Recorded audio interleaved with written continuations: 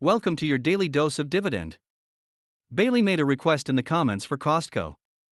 Thank you, Bailey, for the suggestion. Let's take a look.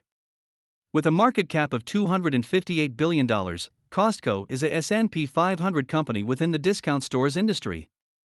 The stock price has overperformed the S&P 500 index over the last 10 years, with dividends reinvested. Let's briefly analyze some key fundamentals.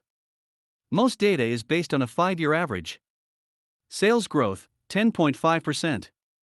Earnings growth, 16.2%. Earnings estimates, 11.68%. Return on capital, 17.49%. Debt to free cash flow, 1.89 years. Share buybacks, no. And now for some dividend metrics.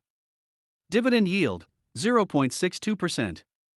Payout ratio, 26.05%. Growth rate, 11.91%. Growth years, 17 years.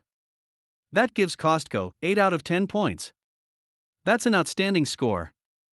You might want to take a closer look at this company for your dividend portfolio. Based on historical multiples and future estimates, Costco is significantly overvalued. What's your thoughts on Costco and a dividend portfolio? Feel free to make a stock request in the comments regarding future videos.